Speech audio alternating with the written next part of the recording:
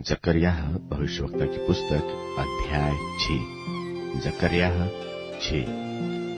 मैंने जो फिर आंखें उठाई तो क्या देखा कि 2 पहाड़ों के बीच से 4 रथ चले आते हैं और वे पहाड़ पीतल के हैं। पहले रथ में लाल घोड़े और दूसरे रथ में काले और तीसरे रथ में श्वेत और चौथे रथ में चितकबरे और बादामी घोड़े हैं।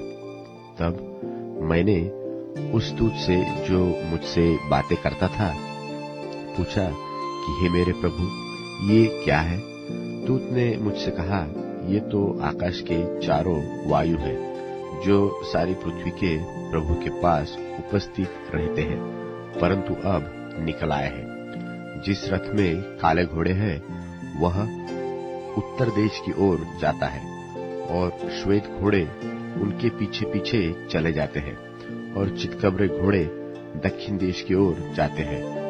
और बादामी घोड़ों ने निकलकर चाहा कि जाकर पृथ्वी पर फेरा करें। सो दूत ने कहा, जाकर पृथ्वी पर फेरा करो। तब वे पृथ्वी पर फेरा करने लगे। तब उसने मुझसे पुकार कर कहा, देख, वे जो उत्तर के देश की ओर जाते हैं उन्होंने वहां मेरे प्राण को ठंडा किया है।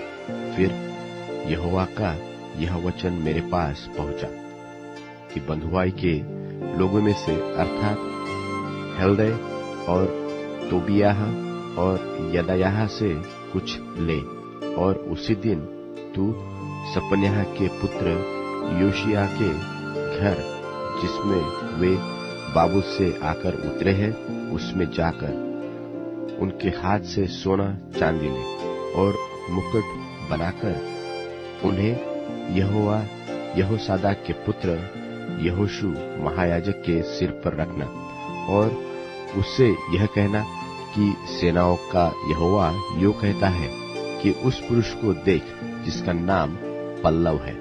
वह अपने ही स्थानों में मानो उठकर यहोवा के मंदिर को बनाएगा, वही यहोवा के मंदिर को बनाएगा और वही महिमा पाएगा और अपने सिंहासन पर विराजमान होकर प्रभुता करेगा और सिंहासन पर विराजा हुआ याजक भी बनेगा और दोनों के बीच मेल की समाप्ति ठहरेगी।